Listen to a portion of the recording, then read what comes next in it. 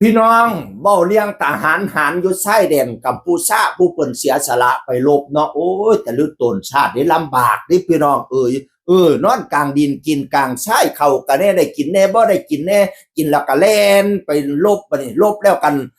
สู่ด้วยความโอ้ยตื่นเต้นหัวใจเต้นอยู่ตลอดเวลาตึกเนาะผู้ลังคนก็ล่มเสียหายตัวใช้จากผู้ลังคนก็พิการขาขาดแน่ถึกยิ่งถึกระเบิดอะไรทำไม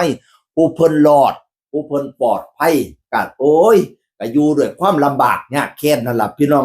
มันนี่สิเว้าเลี้ยงเบี้ยเลี้ยง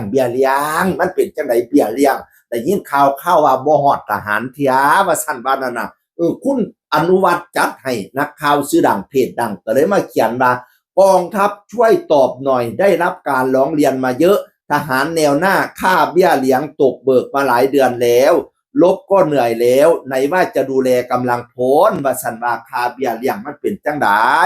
มันหลายเดือนแล้วมันหลายเดือนแล้วพนาวานั่นน่ะเออโอ้เบาท่านนี่ขันบ่ได้เบี้ยเลี้ยงเที่ยกะรู้ตูนเพิ่นเด้เนาะเพิ่นอุตส่าห์เป็นทหารแนวหน้านั่นน่ะเสียสละเพื่อประเทศชาติพี่น้องโมเมนต์วันฮักชาติซื้อเนาะเงินก็ต้องให้เพิ่นเด้โมเมนต์ว่าไหนว่าลบเพื่อชาติไหนลบเพื่อชาติธรรมดาละปากท้องมันก็ต้องกินเนาะเฮ้ยเบี้ยเลี้ยงมาสิให้เพิ่นก็ต้องให้ละเนาะโ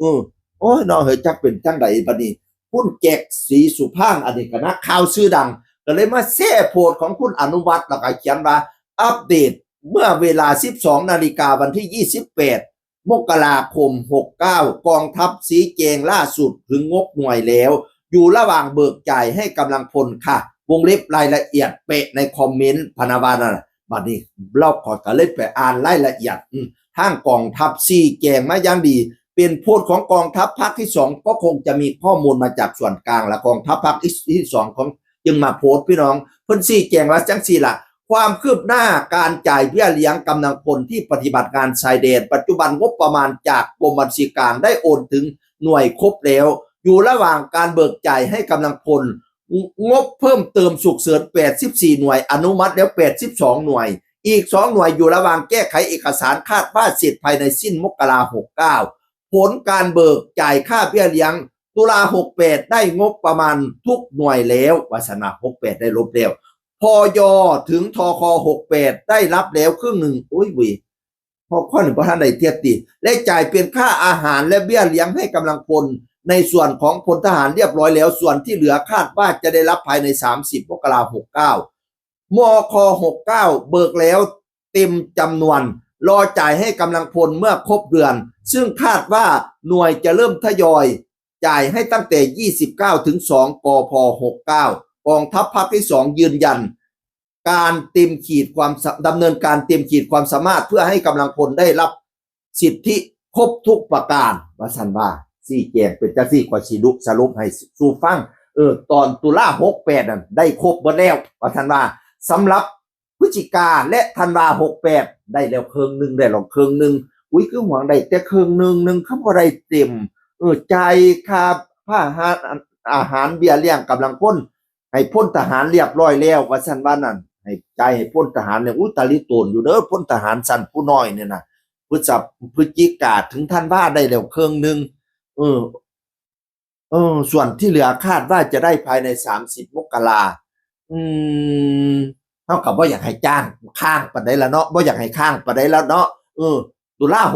68ได้แล้วหวังจะได้แม่สูพฤศจิกาถึงธันวาได้แล้วครึ่งนึงว่าซั่นว่าปกติเขาทำงานสิ้นเดือนก็อยากได้เงินดิแม่นบ่สมเจ้าว่านั่นแต่สำหรับมกราคม69เบิกแล้ว69มกราคม69เบิกแล้วเออเนาะมันก็ถูกมองว่าถ้าไม่ถูกร้องเรียนถ้าไม่ถูกกระตุ้นก็ไม่รู้ ทำไมมันช้าจังงี้นะเนาะบางคนก็ว่าโอ้ยเห็นใจทหารสั้นผู้น้อยเด้เป้าเบิกให้เพิ่นได้เด้อพนาวานาเห็นใจเพิ่นไปลบเพียเฮาว่าซั่นว่าบางคนก็ว่าซุมื้อนี้ก็สถานการณ์ให้เขาเจ้าสร้างทหารอีกแล้วซุ่มโหนอยากให้เขาสร้างทหารกลุ่มนี้อยากเข้าสร้างทหารว่าซั่นว่านั่นน่ะเขาเจ้าก็เลยว่าบ่ได้สร้างทหารแต่อยากให้มันไปถึงมืดสั่นผู้น้อยพนาวาผู้เพิ่นไปลบอยู่แนวหน้าอีหลีว่าสั่นว่านั่นน่ะอันนี้ทางเพจอนุวัฒน์จัดให้เป็นตัวแทนในการเรียกร้อง แต่บัดนี้เพจอนุวัตก็ไปนำเอาข้อมูลมานี่ล่ะว่ามันมีความคืบหน้าแล้วก็ได้โพสต์ไปพี่น้องเอ้ยก็เป็นกำลังใจให้ทหารเด้อความจริงก็อยากให้ได้เดือนต่อเดือนเนาะสิ้นเดือนปึ๊บจ่ายเพิ่นโลดสินะแต่ว่าเฮาก็บ่รู้เนาะอย่างงบประมาณเป็นจังไดพี่น้องเป็นกำลังใจให้คนมอบกำลังใจให้ทหารสุดสุดหัวใจเลยโดยเฉพาะคนที่อยู่แนวหน้าจริงๆทหารที่อยู่แนวหน้าจริงๆอันนี้สาธุยกใส่หัวพี่น้องเอ้ยยกใส่เก้าเท่าใส่หัวเพราะอยากกราบบุญคุณเพิ่นพุ่นละผู้ที่เพิ่นไปลำบากอยู่ชายแดนอีหลีเสียงอื่นคนเก่าเว้าสู่ฟังสวัสดีครับสวัสดีครับ